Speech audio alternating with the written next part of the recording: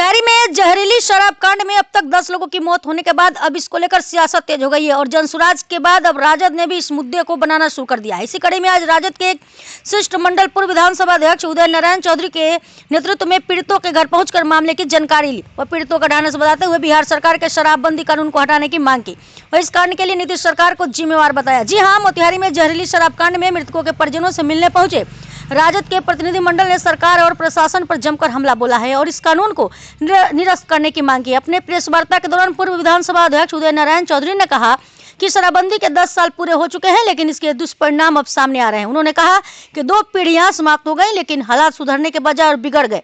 पहले यहाँ स्मैक और इंजेक्शन जैसे नशे का प्रचलन नहीं था, अब हर चौक चौराहे पर सूखा नशा आम हो गया है।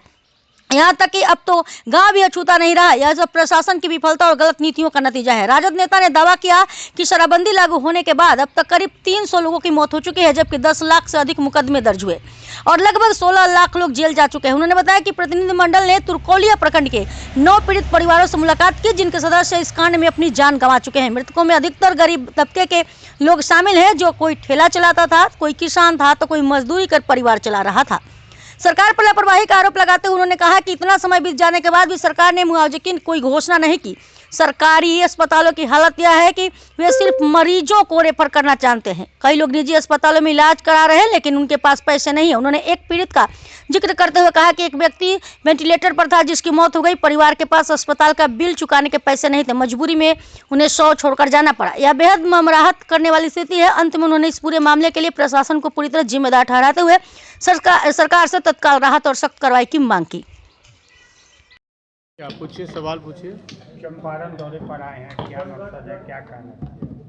अभी बताया ना अध्यक्ष जी, बताया आपको। चंपारण दौरे पर आए हैं। चंपारण गांधी की धरती रही है, यहाँ से आंदोलन हुआ था और आज जो शराबबंदी हुई है और शराब के कारण लोग मर रहे हैं, सरकार के जो नाकारा अफसर हैं उनको सोचना चाहिए, समझना चाहिए। सरकार के जो पूर्व में मंत्री रहे हैं, तत्कालीन मंत्री भी थे, उन लोगों ने कहा कि शराब पिएंगे तो मरेंगे। विजय चौधरी जी ने कहा, कई लोगों ने कहा था और उसके कारण मुआवजा देना इन लोगों ने बंद कर दिया। और जो आज पोस्टमार्टम वगैरह का रिपोर्ट आने में जो देरी हो रही है उसका कारण भी यही है। 2 महीना 3 महीना के बाद लोग भूल जाएंगे। लोग डर से जो है पुलिस के सामने सही बयान नहीं दे रहे हैं। तो सरकार पूरी तरह से फेलियर है और सरकार को चाहिए कि तत्काल इन लोगों को मुआवजा दे। मुआवजा दे करके जो पीड़ित परिवार हैं उनका आंसू पोछे। यही हम मांगते हैं सरकार से। मर गए हैं फिर भी वेंटिलेटर पर रखे हुए हैं जबकि उसकी मृत्यु हो गई है और अब उसका बिल बना है उसको देने के लायक नहीं है, छोड़ के चला आया है परिवार। लड्डू शाह, हाँ लड्डू शाह छोड़ के चला। आपने याद दिलाया, बहुत बहुत धन्यवाद आपको। उसको छोड़ के चला आया है लोग। ये स्थिति है। सरकारी अस्पताल में इलाज के बगैर रेफर करना जानते हैं, इलाज नहीं करना जानते, रेफर करना जानते हैं। जो सदर अस्पताल क्या मानते हैं, किसको मानते हैं दोषी है? पूर्ण रूप से प्रशासन इसके लिए दोषी है। जब शराबबंदी है तो शराब आई कैसे?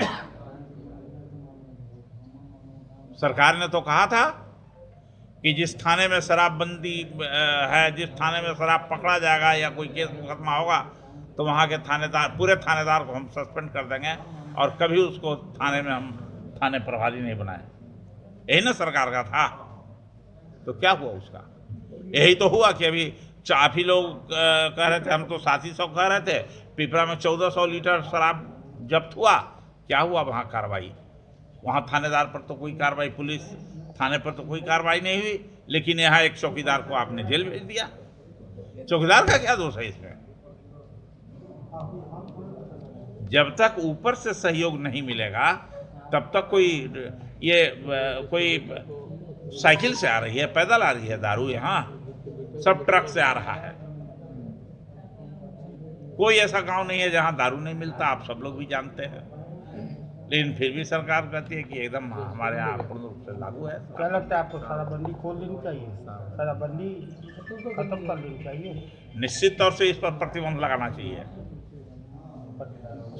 शराबबंदी को खोलना चाहिए, उसमें कुछ क्राइटेरिया बनाइए। हम नहीं कहते हैं कि सबको शराब पिलाइए, दूसरे राज्यों में भी शराबबंदी है, ऐसा थोड़ा है कि केवल बिहार में है, गुजरात में भी है।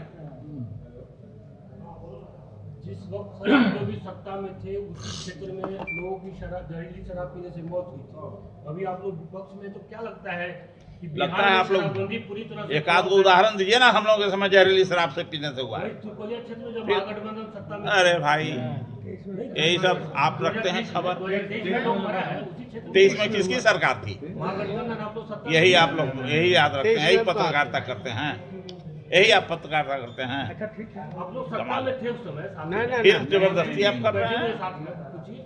आप लोगों को जंगल राज दिखाई देगा? नहीं दिखाई देगा, वो तो केवल लालू राज को कहेगा जंगल राज है। फिर बात जंगल, अभी इसकी को थोड़े आप लोग नाम लीजिएगा। नहीं नहीं नहीं, आपका नजरिया चश्मा बदला हुआ है आप लोगों का। सर आपके मेन स्ट्रीम के जो लोग हैं उनका चश्मा बदला हुआ है। मानवीय दृष्टिकोण से भी कम से कम आप लोग सोचिए और देखिए। सर आपकी सरकार थी जो तो घटनाएं घट रही है। मुआवजा का ऐलान सरकार ने नहीं किया, तो इस पे तो आप लोग बोल सकते हैं कि अभी तक मुआवजा पीड़ितों को क्यों नहीं? अब आपके सलाह से हम बोलेंगे जो बोलना होगा।